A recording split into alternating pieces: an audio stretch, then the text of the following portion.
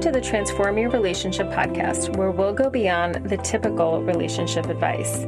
I'm your host, Manisha Terry, somatic healing practitioner and mentor.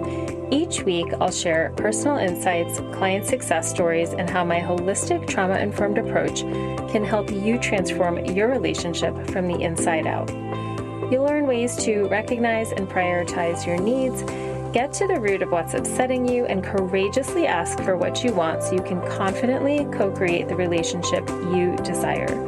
You'll also hear from guest experts who will be invited to share their unique approaches to transformation, and at the end of each episode, you'll receive one tangible practice you can implement right away to transform your relationship. Let's dive in. Hey, welcome everybody to this week's episode of the Transform Your Relationship podcast. I'm your host, Manisha, and I'm happy to bring you another solo episode for March. And this one's going to come with a little twist, which I will share with you in just a little bit. Today, I wanted to chat with you about one of my favorite topics, boundaries. I've definitely talked about this before in various ways, and this is a nuanced topic, and there's just lots of ways to explore it. So when I used to think about the word boundaries in the past, immediately the word rigid would come to mind, and sometimes the word no, or sometimes just feeling like I wouldn't be available, or maybe it wouldn't be nice or kind, just like all of these connotations would come to mind. But for quite a while now, when I think about boundaries, the words that come to mind are words like standards and needs. And this is because ultimately, when I'm in tune with what I need, then I'm able to set up the structure and the boundaries that I need around me so that I can feel grounded and that I can show up in my relationships in a way that feels good. And this is so important because I find that, when we are compassionate people, boundaries can feel like we are maybe keeping people out or not being compassionate. But really over time, what I have learned as I've put this into practice and helped others put it into practice is that having solid boundaries that respect you and that respect others is really the most compassionate way that we can show up in our relationships. And when I say things like, I set boundaries in a certain way so that I can show up to my relationships in a way that feels good.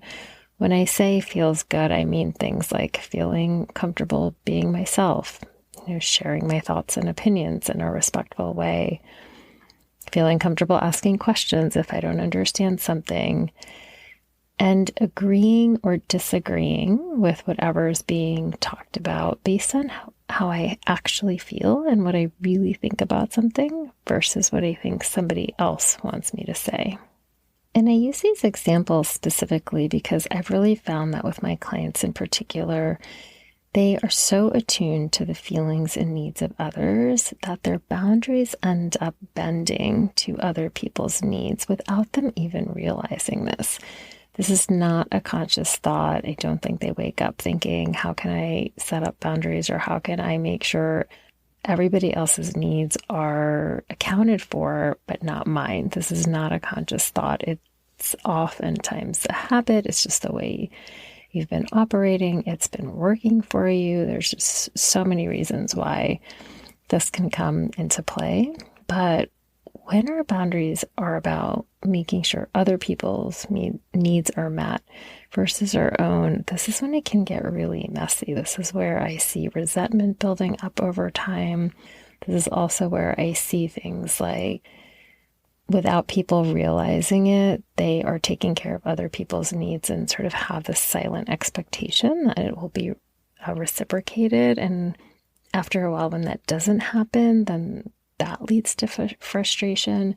So there's just a lot of ways that knowing your needs and setting up those standards or boundaries and clearly communicating them can actually directly lead to really, really solid, strong relationships.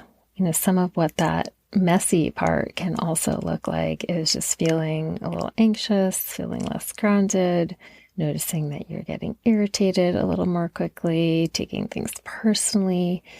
And this is a big one, and that's being affected by the moods of others so significantly that you are consistently losing your own center. And I think that when we are sensitive or empathic, or again, just really attuned to other people and their feelings and their moods and their emotions, this can happen quite quickly until we get some awareness around it and really build up some of these tools and practices to help us stay grounded, even if people around us are having a difficult time. This is actually one of the many reasons I created my audio course, Boundaries for a Better Relationship, which I've definitely talked about before. And I just want to take you through it a little bit. So give you a little bit of an overview. There's 3 parts and they're all audio teachings. And each part has a workbook along with it, just some journal prompts to kind of help you process what you're experiencing. The first part walks you through really recognizing and owning your needs, because knowing this is absolutely essential to being able to feel confident, setting boundaries and those standards and structures. As I was talking about them earlier. The second part takes you through a body-based or somatic practice to help you process your emotions. So I find that especially when you're sensitive to other people's feelings, empathic, attuned, all the things I was speaking about earlier, it's so easy to take on or absorb all the feelings and emotions of other people, especially in those close relationships like partnerships. So the second part really walks you through a guided practice to help you process some of this so you can start to separate some of what's yours from what belongs to somebody else, so that you can get clear on how you feel and what you need. And the third part really helps you take action and confidently asking for what you need, because I find that sometimes people know what they need and they recognize it's really important, but actually saying the words and asking somebody else brings up a lot of stuff, right? It might bring up, what if they don't listen? What if they don't care? What if I feel rejected? What if all of the what ifs? And so that also requires a little bit of work and practice, and some body-based somatic work to kind of help, well, how can I feel a little more calm and grounded while I make these requests? And how can I slowly move towards that action and speak some of these things out loud so that I can get some of those needs met? And that's what the third part walks you through. And while you might be nodding along as I'm talking about this and kind of wondering, yeah, I think I might need some help with part 1 or part 2 or part 3, sometimes it can still be hard to even buy something as simple as a course to help you, because there's just part of your brain that's really wondering, like, how is this going to help me really? Or it might work for other people, but how's it really going to help me? And so the twist on today's quote unquote solo episode is that I actually have a couple of guest interviews where I chatted with 2 different really lovely women who went through the course, and they were kind enough to take a few minutes to share their experiences with me, in hopes that it will also be helpful for you. So I'm going to share them with you, and I really, really hope that you enjoy them. So I want to take a moment to welcome Lisa Becker. She's a business coach who also took the Boundaries for a Better Relationship course. And I thought it would be fun to just hear different people's experiences around the course so that you could see how it might work for you. So welcome, Lisa. I'm so happy to have you here. Hey, so good to chat with you. Thank you for being here. And so I just wanted to ask you a couple of questions about the course. Like, one being, what drew you to take the course? Okay, so I took the course while I was on my Christmas break visiting my family. And so I stayed, with my family, and I thought, I love my family, but also with everyone, family can get on your nerves, and there's so many expectations during Christmas. And I thought, okay, let me do this course while being with my family and during Christmas time, just so that I can take care of myself and be more present, during this vacation, but then also just like feel better and maybe have less, I don't know, like less interpersonal stress, right? During those times. Yeah, I love that. Like you went right in for it. You're like, I'm going to do this when I'm with my family. So you're very brave. So I really appreciate that. And yeah, it is this opportunity to kind of step back and kind of take care of yourself in the process of that. I love that. And what was a major insight that you got? And I'm curious, like, if that was surprising to you or if it was like confirmation or yeah, I'd love to hear that. Okay, so it was really interesting because as I was taking the course, I noticed that because I also like went with my romantic partner, right? And the really interesting like breakthrough I noticed is that I get kind of triggered when he like needs time on his own, right? And while I was with my family, like through the like daily lessons and through the exercises and journaling prompts in your course, I realized, wait, this is what I do as well with my family. Like I noticed I need like time for myself, right? Time to recuperate. And sometimes that looks like just like being with myself and on my phone or whatever, right? And I noticed that he is doing the same thing, but it triggers me. And just this understanding was so interesting of, wait, what he's doing is actually something I need as well. So I know this feeling that right in this like inner need that he has and that he is just acting on. And that was so healing in a way because it just took away all of the kind of emotions I had towards his behavior and just infused it with so much empathy of, yeah, I know what he needs right now and he's just taking care of him and he's just taking care of his needs. And yeah, that was for me like the major breakthrough to kind of connect the dots in that way between like my patterns with my family and then also my patterns with my boyfriend. Oh my gosh, I love that. It sounds like you like depersonalized the behavior because you could see 100%. that it was so not about you. It was just about like him making sure he got what he needed as well. 100%, yeah. It's amazing. Like I'm always so happily surprised like when that happens for people, but also for myself, like I really find that when we start to understand our own needs, like we can start to see that in others and just recognize it as like, oh, okay, yep, everyone's got stuff that they need to take care of. And so much better to show up for each other when we do that. Yes. Yes. And to also know, because my family didn't always respect kind of this inner need that I had to be with myself, right? And so I was just acting out this pattern that I learned from my family and kind of to having this check-in moment of, wait, I don't want to pass this on to somebody else, was really eye-opening. Yeah, I love that. Well, my next question, I think you've kind of answered it, but there's anything else you want to share? I'm just wondering, like, I guess if there's anything you've shifted in the way you show up in your relationship. I mean, it sounds like you're recognizing that pattern or tendency you had, but do you notice anything changing from the outside, or does it feel more of like an internal shift for you?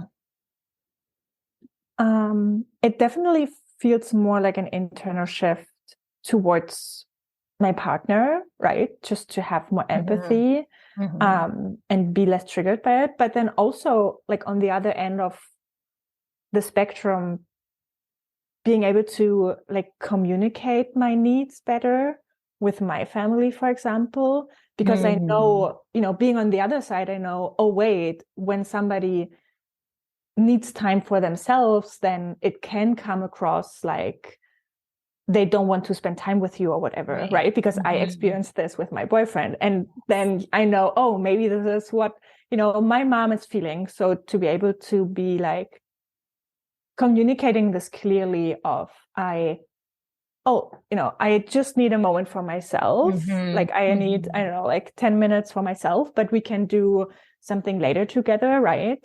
Yeah. Is Yeah.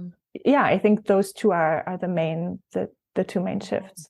I love that. And so then your mom knows too. Like if your mom perhaps was taking it personally or felt any kind of way around it, she also can hear from you like, hey, I just need this time for myself. It's not about you. It's fine. Yes. Yeah, exactly.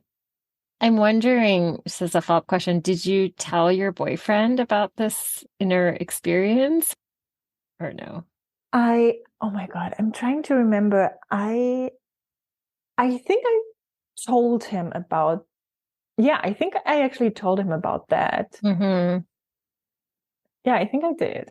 Okay. Yeah, I was just more curious because yeah, because we can have these inner shifts and we can communicate them if we want, but we don't necessarily have to because they're really just they're our inner experience. And then my last question is, who would you recommend take this course? Honestly, I think anybody can benefit from this course, whether you are in a like committed relationship and Mhm. you want to establish better boundaries with that person in your relationship, or whether it's like I did initially in regards to being with your family or Mhm. even coworkers, or we all have so many relationships in our lives. Mhm. So I really think like anybody would benefit from this course. Mhm. Awesome. Thank you so much for joining me. Is there anything else you want to share before I let you go? um I think what really helped me, or what felt really good to me, was to even make this course something like, oh, this is my self-care moment of the day, right? To not have it be something like, oh, I need to do this. But for me, it was my, okay, let me cuddle up and make myself like a cup of coffee and get my journal out and get my headphones in, and making this a really nice check-in self-care moment of the day was something that I really enjoyed. So that would be my recommendation to do. Oh, I love it. That's perfect. There were so many things that I appreciated that Lisa shared, but one of the things I really want to highlight was when she was sharing about her response to her boyfriend's wanting to take time, and she realized that that was something that she didn't get as a child. And so, this is one of the ways that when I'm working with clients, we really start to piece together some of our early experiences and then how that impacts how we show up in relationships. And it doesn't make it good or bad or right or wrong. It's really an awareness. And you can really see how that awareness allowed her to shift how she was showing up and really created just a sense of like internal calm for her because she didn't have to make it mean anything. So I just wanted to highlight that. And again, really appreciative of her coming on and sharing. And we'll get you over to the second interview with Claire. I hope you all enjoy it. Welcome. So, I'm going to be chatting with Claire. She's a leadership coach, and she also took the Boundaries for a Better Relationship course. And we're just going to talk a little bit about her experience. Thank you so much for being here, Claire. Hey, thank you for having me, Manisha. Yeah, absolutely. So, the first question I wanted to ask you was what drew you to taking the course? Okay, so a few things, I guess. I knew, having come across you in the past, that you provide a safe space for me on the course to dip into how I somatically, how I experience the tricky bits of relationships. And I really wanted to dip into that, as I say, quite safely. I guess secondly, I cognitively knew I had some suspect things around my boundaries, and it was an area that I wanted to get into, but only cognitively, really. I was being honest, so I'd not delved deep into it and what was behind it, so or felt it in my body, so that was important to me. And I guess thirdly, it was around my needs, and having that space that drew me in to say, okay, to understand and accept them, rather than thinking that there was something wrong with me. So that really drew me to the course as well, quite an emphasis on my needs. Okay. Yeah. So recognizing you had them, but maybe not knowing how to navigate them.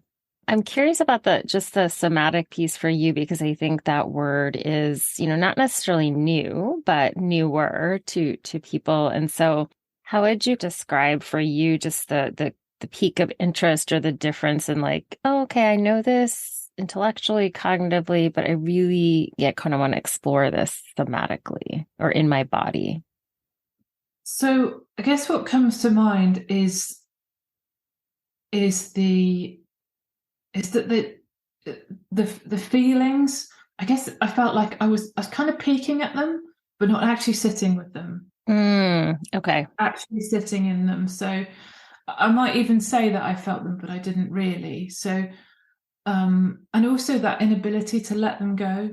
I felt Okay. like something more needed to happen Mhm. than to sort of go, oh, there's that feeling and there we are, I'll just go away. But it never, because I didn't process it, because I didn't sit with it, because I didn't understand it, there was that it didn't really leave me, or certainly not Mhm. quickly or easily anyway. Mhm. Okay, yeah, I love that. That's such a helpful way. I'm always curious just how people experience it. And I think I'm very similar in that, even if I logically understand something, it gets me to a certain point, but then really like having that experience of it in my body, feeling it, and then like allowing it to viscerally leave is like what lets me actually move on. So it's not taking up space anymore. So what was there any like major insight that you received throughout the course? And it's, three sessions, I should say. You can do it across however many days you like. But yeah, was there something surprising that came up for you?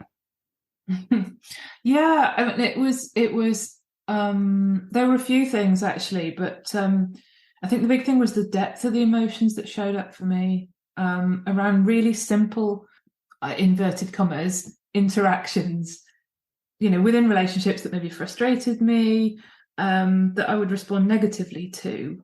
And for me, this was what I explored was around perceived criticism. So maybe someone was giving me advice or feedback or even just trying to help out. But this, it reflected so much my internal dialogue, not what was going on the outside, the Mm-hmm. past, what was underneath, what came up there.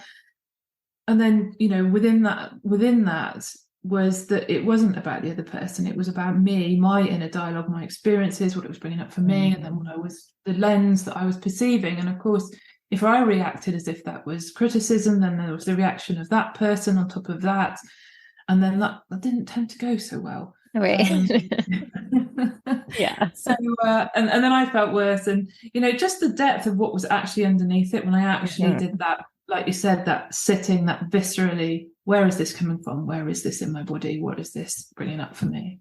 Wow. Yeah. Thank you for sharing that. And I think that just for those people listening, I think what's interesting about that too is sometimes when we're having a struggle in a relationship, and myself included, our tendency can be so much to be like, well, what can the other person do differently? And I wish they would just understand or respond differently or do X, Y, Z. And what I really hear you say is that certainly that could be the case with some of these people, but you got so much out of just recognizing what was happening internally for you that you could shift it, like really without maybe the other person doing as much as you or one would think they would have to do. Does that feel true? Yeah, it does. And then being able to see, it does absolutely, it resonates. And then being able to see what they're offering in maybe a different way. And maybe they're not offering it perfectly and Sure. beautifully presented, but what is their intention? What is it they're trying to do? And Yeah. yeah, absolutely. There's maybe there's conversations to have, but Mhm. what can I shift in me first Yes, at that point? absolutely. Yeah, yeah, I love that.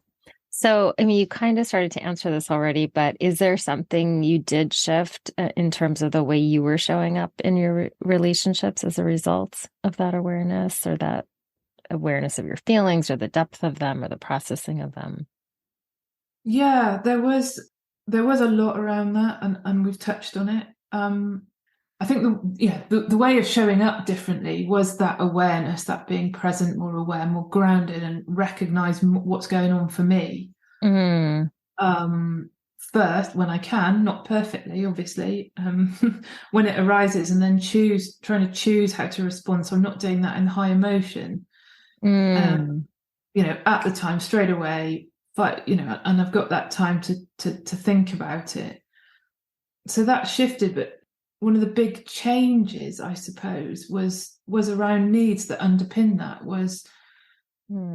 Firstly identifying, which there's a lot of work in the course on that, and prioritizing my needs and how important that is, not only in a relationship, but also for me, taking that, my mindset practices, so meditation and yoga and things like that, so that I can have that awareness. So actually, for me, the course took me through to say, okay, well, that's the result, but how do I do that? What do I underpin that with, so that I can, so that I can change how I am aware, how I do that. So that kind of, my needs are important, and this is why, and this is what they underpin. Not feeling guilty that they're nice to have, or they're kind of nice to have, or I can ignore them or whatever. But actually, what do they give me, and then what do they give my relationships? Yeah. I really appreciate the way you said that. It sounds like it offered you this like confidence and like being able to take the time for yourself to do that, because you could see the ripple effect that it had on you, your nervous system, and also the people in your life. And last question, who would you recommend take this course? Okay. So, I guess the simple question is anyone in a relationship. Yeah. What you're after, really.